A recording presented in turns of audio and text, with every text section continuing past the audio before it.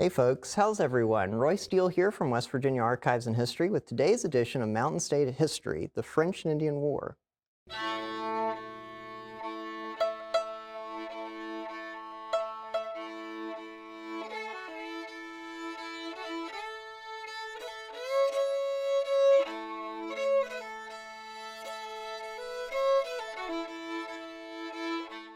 The French and Indian War, the North American theater of a larger global conflict known as the 7 Years' War, pitted two European superpowers against one another for control of North America, the British and the French.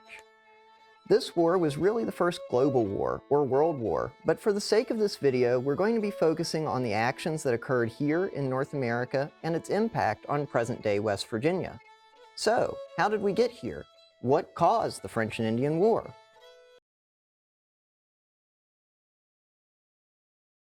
1. The English colonists ran out of land, so they wanted to move west. England knew that more colonists required more land, and that more land meant greater access to valuable resources for trade, as well as access to Native American trading partners in the Ohio Valley. There were roughly 1 million American colonists by the mid-1700s, and they sought to push west beyond the Appalachian Mountains for new lands to settle. One problem: this territory was already occupied by the French. So 2. The French and English both claimed the Ohio River Valley.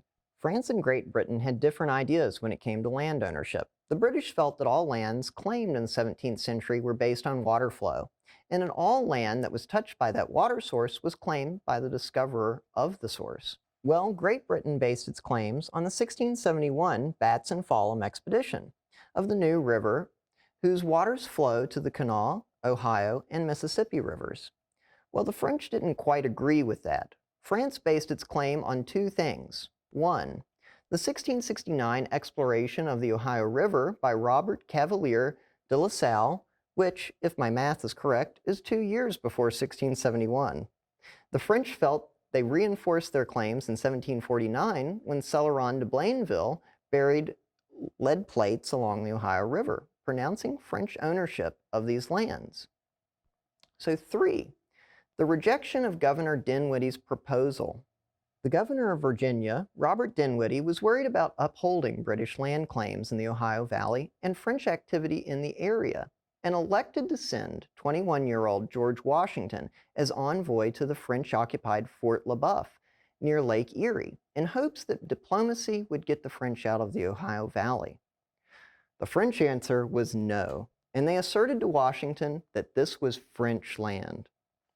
Washington returned to Williamsburg, then capital of Virginia, and reported back to Governor Dinwiddie, who was infuriated by the French response. Dinwiddie then ordered Captain William Trent and the Virginia militia to what was then known as the Forks, now present-day Pittsburgh, to build a fort. But both the French and the British realized the military significance of controlling this confluence of the Monongahela, Allegheny, and Ohio rivers. Several months later, Dinwiddie ordered the 21-year-old George Washington to the Forks to reinforce Trent, but he discovered that the French had already defeated Trent's militia, had taken control of the half-built British fort, and completed it themselves, renaming it Fort Duquesne. Washington considered this an open act of war against the British, and felt it his duty to defend British honor. Washington furiously marched towards Fort Duquesne, reaching Great Meadows, just south of present-day Pittsburgh. Once there, Washington's men encountered a French scouting party under Ensign Joseph Coulon de Villiers de Jumonville, which led to an exchange of gunfire from both sides. This became known as the Battle of Jumonville Glen, the opening battle of the French and Indian War, May 24, 1754. In the attack, Jumonville was killed, and the remaining French surrendered. In anticipation of French retaliation, Washington hurriedly constructed a small fort, Fort Necessity, at Great Meadows near present-day Uniontown, Pennsylvania. On July 3, 1754, the French and their Indian allies assaulted the hastily constructed fort. They engaged Washington not in the field, but from cover. Rain ensued, power stores became wet, and little was left to defend the fort. Washington was forced to surrender. After intense negotiations, a document was brought out by the French for the surrender. Washington, unable to read French, relied on a Dutch translator. In signing the agreement, Washington unknowingly confessed to the assassination of a French officer, Ensign Jumonville, ultimately surrendering to his brother, the Captain Louis Coulon de Villiers. On the morning of July 4, 1754, Washington and his troops left for Wills Creek to return to Virginia, promising not to return within a year for the purpose of fort construction. Despite the eventual British victory, perhaps the most noteworthy event of the war happened to be a humiliating British defeat, appropriately known as Braddock's defeat at the Battle of the Monongahela. Following Washington's defeat at Fort Necessity, Robert Dinwiddie appealed to London for assistance. The British responded by sending Sir Edward Braddock with 2 regiments of British regulars to Virginia. Braddock had over 40 years of military experience and arrived on February 20, 1755, setting up his headquarters at Alexandria. Following Braddock's arrival, Washington resigned his command of the Virginia militia to serve as his aide. After preparations were made, Braddock set out for Fort Duquesne, cutting a road along the way for transporting artillery and heavy freight wagons.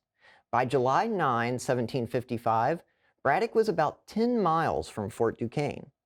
However, before reaching the forks of the Ohio, Braddock's army was attacked from either side. Intense fighting ensued for hours along the narrow road. The French and their Indian allies fired at the British from covers of rocks, trees, and bushes. The army was devastated. Knowing the battle was lost, Braddock issued a retreat. Soon after issuing this order, Braddock was mortally wounded by a bullet striking his right shoulder and piercing his lung. Washington rallied what men he could during the retreat and led the men back to camp.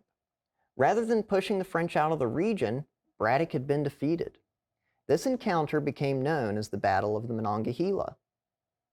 A young George Washington bore witness to something unthinkable for many colonists, a British defeat.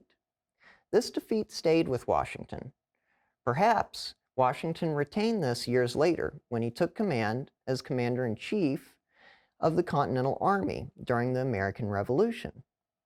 The war on the frontier was entirely different from traditional European warfare, and the inexperience with forest warfare was evident. European tactics proved futile against this new forest warfare or guerrilla tactics. Guerrilla tactics, raids, and skirmishes pervaded. A struggle the French termed La Guerre Sauvage, the Indian War. The British failures in the early stages of the French and Indian War, including George Washington's disaster at Fort Necessity, and of course, again, Braddock's defeat, forced the British to reassess the ability of the natives in the Ohio Valley to conduct effective military operations against them. Following Braddock's defeat, the French and the Indians commenced attacking settlements along the present-day West Virginia frontier. By autumn of 1755, they completely destroyed the settlements along the Greenbrier River. They also harassed residents along the South Branch and other tributaries of the Potomac. Many residents fled for the safer Valley of Virginia. In response to the frontier attacks, George Washington was charged with the command of the Virginia Regiment by Robert Dinwiddie. Washington's mission was to construct a string of small frontier forts along the western Virginia, Maryland, and Pennsylvania borders. However, Washington was skeptical of the plan and the protection it would provide. Washington's issue was that the forts were spaced too far apart. Therefore, an effective patrol could not be maintained. He felt an inconceivable number of men would be needed for this task. Washington and his men fought in 10 small conflicts in his effort to protect the frontier. February 1756, Robert Dinwiddie then sent an expedition under Major Andrew Lewis to attack Shawnee villages on the Ohio. It was believed an attack upon the villages would prevent further assaults on settlers in the area. Lewis set out from Fort Frederick on the New River, crossing rough terrain. Upon reaching the headwaters of the Big Sandy, they ran into heavy rains and flooding, causing them to lose their supplies. Without provisions, Lewis was forced to turn back. Due to yet another military failure, settlers in western Virginia endured attacks and hardship. April 28, 1758, a band of Indians attacked Fort Siebert in Pendleton County, killing 17 and capturing others. Just a day prior, Fort Upper Track had been attacked, killing 22 persons. These attacks spread throughout the modern bounds of West Virginia, terrifying nearly all settlers within her bounds and causing them to flee. In 1758, General John Forbes marched against Fort Duquesne. Knowing they would be hastily defeated, the French withdrew up the Allegheny River toward Canada, destroying the fort before their withdrawal. With the British now in occupation of the Forks, a new fort was constructed, Fort Pitt, named for William Pitt, Prime Minister of England. After the capture of Fort Duquesne, Indian attacks began to decrease, and by 1759, the French and Indian War in America was over, and the theater turned to Europe, continuing for another 4 years. So we have covered much of the conflict along the western Virginia frontier.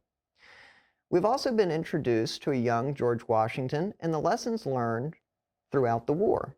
The French and their Indian allies introduced forest warfare to the British, breaking from traditional European warfare. Next time, we'll take a look at the outcomes of the French and Indian War along with its importance. Be sure to look out for Part 2 of the French and Indian War. If you'd like to learn any more about the events covered in this lesson, be sure to check the description below. So until next time, for everyone here at West Virginia Archives and History, thanks for watching this edition of Mountain State History, and we'll see you next time.